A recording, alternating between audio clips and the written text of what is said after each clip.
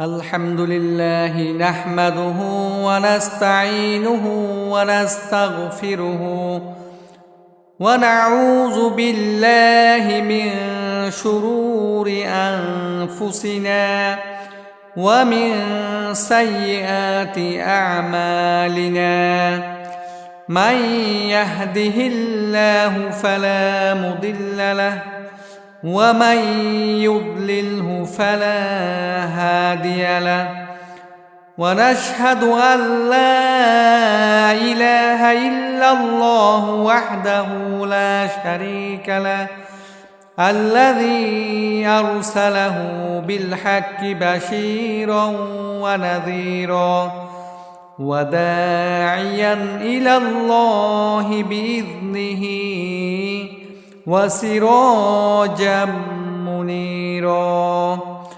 قال الله سبحانه وتعالى في القرآن المجيد: إن الله وملائكته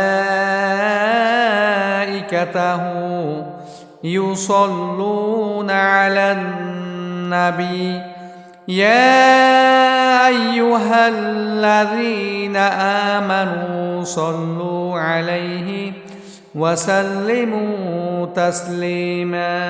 اللهم صل على سيدنا مولانا محمد وعلى آل سيدنا مولانا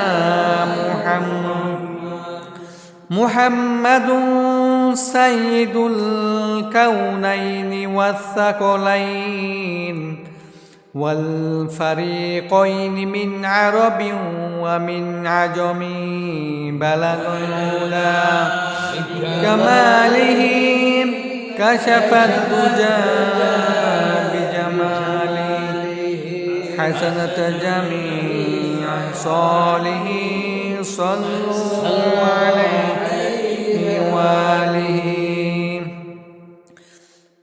أعوذ بالله من الشيطان الرجيم. بسم الله الرحمن الرحيم.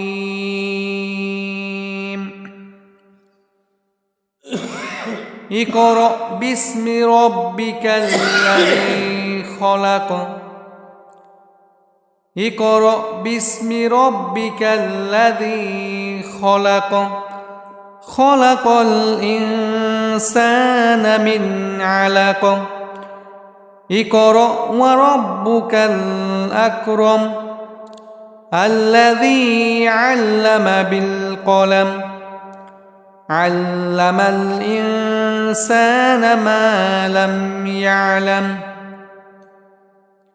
قال رسول الله صلى الله عليه وسلم: خيركم من تعلم القرآن وعلمه، أو كما قال عليه الصلاة والسلام. أما بعد، يا أيها المصلون يا أيها الحاضرون। আজকের ঐতিহ্যবাহী মরহুম বশির আহমদ ও মরহুমা সৈদা খাতুন তাদের মৃত্যু বার্ষিকী ও সকল মুরব্বীগণের ইসালে সোয়াব মাহফিলের সম্মানিত সভাপতি, সম্মানিত ফদন ওয়াইএস, এখন আপনাদের সামনে উপস্থিত আছেন আপনাদের সুপরিচিত বিশিষ্ট আলেম দ্বীন হযরতুল আল্লামা জনাব মাওলানা উসমান গনি ইসলামী সাহেব মাদ্দাজুল উলালি, সম্মানিত পীর সাহেব উত্তর কোরিয়ানগর সাতকানিয়া। উক্ত মঞ্চে উপবিষ্ট আছেন বিশেষ মেহমান হিসাবে জনাব আনোয়ার ইসলাম সওদাগর সাহেব। আরও উপস্থিত আছেন মুসলিম তৌহিদি জনতা, সকল শ্রোতা বৃন্দগণ। সর্বপ্রথম আপনাদেরকে আন্তরিক সালাম ও মুবারক জানাই। আসসালামু আলাইকুম ওয়া রাহমাতুল্লাহি ওয়া বারাকাতুহু। আপনারা জানেন এই বার্ষিক মুরব্বীগণের, বিশেষ করে মরহুম বশির আহমদ, মরহুমা সাইদা খাতুন এবং সকল এলাকার মুরব্বীগণের ইসালে সোয়াম মাহফিলের আয়োজন হয়েছে। আল্লাহ পাক আমাদেরকে আপনাদেরকে আসার বসার যে সুস্থতা রেখেছেন, সুযোগ করে দিয়েছেন, এই জন্য আল্লাহ পাকের আলিশান দরবারে লাখো কোটি শুকরিয়া আদায় করি, আলহামদুলিল্লাহ। আর দরুদ সালাম পেশ করি বিশ্ব মানবতার মহান নবী, রসুল এবং নেতা, শিক্ষক, অভিভাবক, গার্ডিয়ান সাইদুল মুরসালিন খাতামুন নবীন মুহাম্মদুর রাসূলুল্লাহ সাল্লাল্লাহু আলাইহি ওয়াসাল্লামের প্রতি লাখো সালাম ও দরুদ। আমি আপনাদের সামনে কুরআন মাজিদের ৬৬৬৬ আয়াত থেকে ৩০ পারার সূরা আলোকের ৫টি আয়াত পাঠ করেছি এবং অসংখ্য নবীজির হাদিস থেকে একটি হাদিস পাঠ করেছি। আপনারা যদি দোয়া করেন আল্লাহর রহমত হয় ইনশাল্লাহ। এই কোরআন ও হাদিসের আলোচনা আপনাদেরকে আলোচনা করে শিক্ষা নিয়ে বিষয় উপস্থাপনা করে আমার আলোচনা এগিয়ে যাবে ইনশাল্লাহ।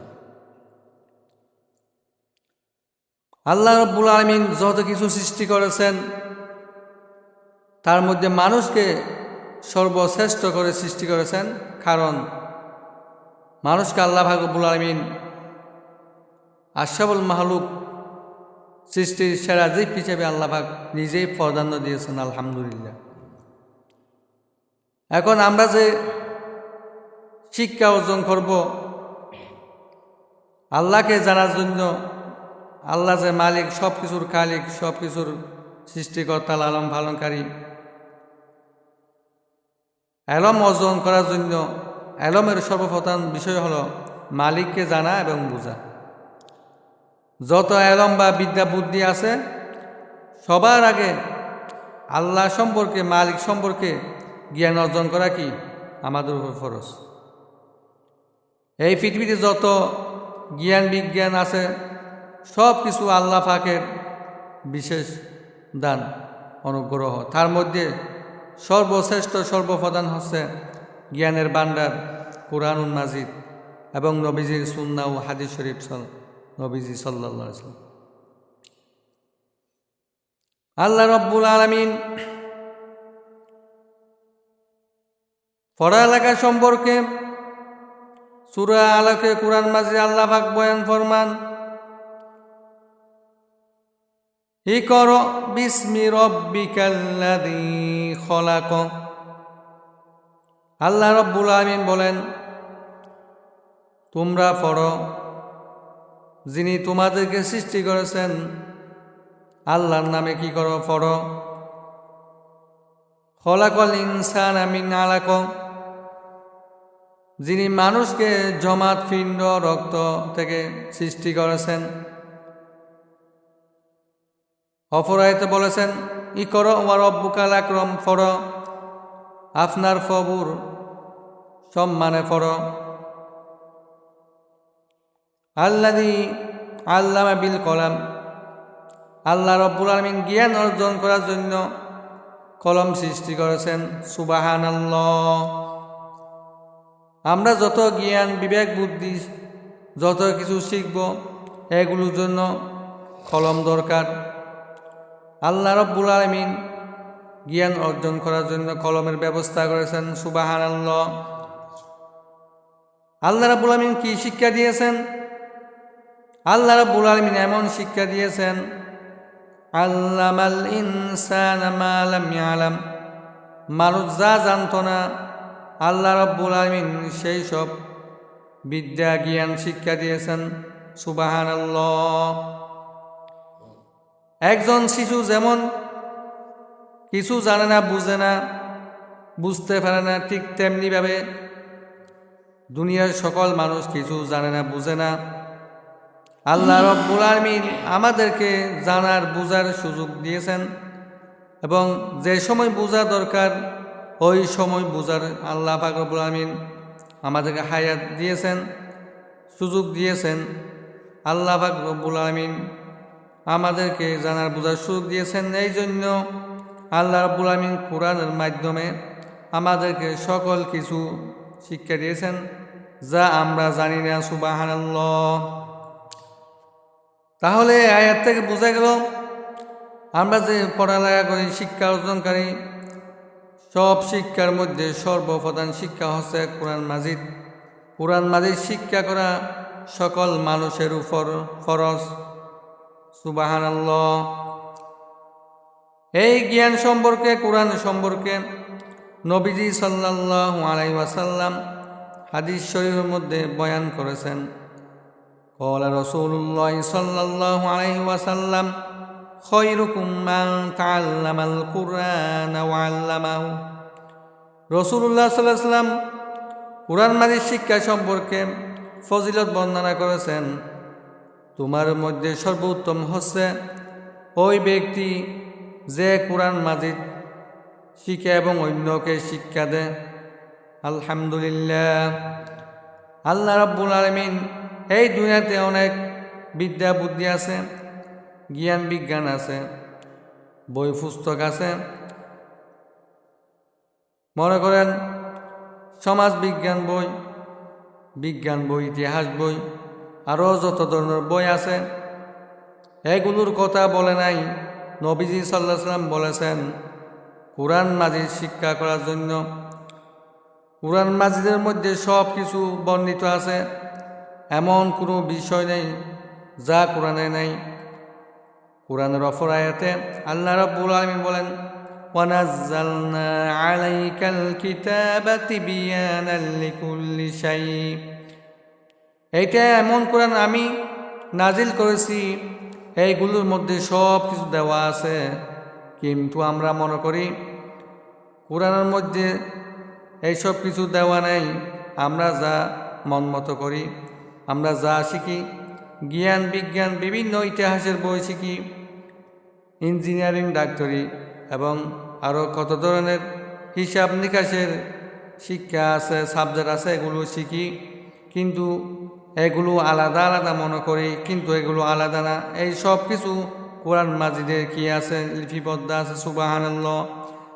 যত বই পুস্তক বের হয়েছে এগুলো কোরআন মাজিদের বিভিন্ন ফর্মুলা থেকে, বিভিন্ন আয়াত থেকে, নবীজি সাল্লাল্লাহু আলাইহি ওয়াসাল্লামের হাদিসের শিক্ষা থেকে সকল বিষয় বের হয়েছে। সুবহানাল্লাহ।